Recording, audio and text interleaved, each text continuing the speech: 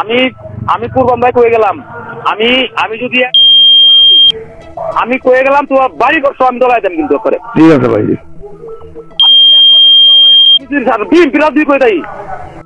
আমার দুই রাজনীতির জায়গা আমি তোমার দেখে দেন।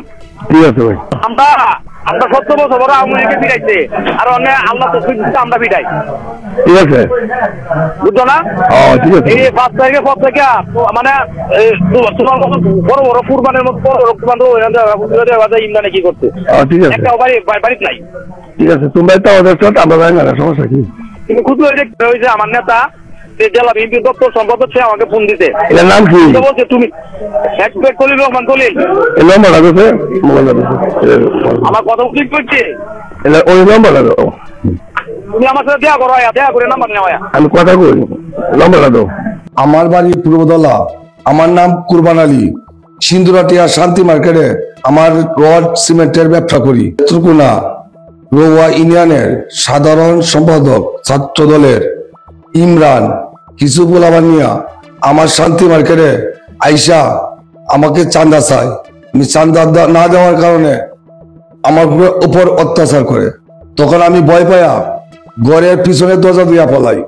তখন আমাকে মোবাইলে আমাকে ঘর বাড়ি জ্বালায় দিব, আমাকে কুরবান দিব, অনেক হুমকি দেয়। আমি অনেক ভয়ের মধ্যে আছি। আমি পোলাবান নিয়ে ডরায়া বাড়ি ছাড়া আছি। আমি সরকারের কাছে সুস্থ বিচার চাই। আমি নেত্রকোনা সদর উপজেলা 10 নং ইউনিয়ন ছাত্র দলের সভাপতি। আপনি ইমরানের বিষয়ে যে বিষয়টা বলতেন, ইমরান আমার কমিটির সাধারণ সম্পাদক। ইমরানের যে রেকর্ডগুলা বিভিন্ন গণমাধ্যমে প্রচার হয়েছে এগুলা আমার কাছেও আসছে। আমি এই বিষয়গুলা নিয়ে অনেক যাচাই বাছাই করছি, করে দিয়ে ঘটনা আসলে সত্য। তারপরে আমি আমার নেত্রকোনা জেলা ছাত্র দলের সভাপতি ও থানা ছাত্র দলের আন্ডারে যে দায়িত্বে আছে থানা ছাত্র দল বরাবর ও জেলা ছাত্র দল বরাবর, তাদেরকে আমি এই বিষয়গুলা তাৎক্ষণিক জানাইছি।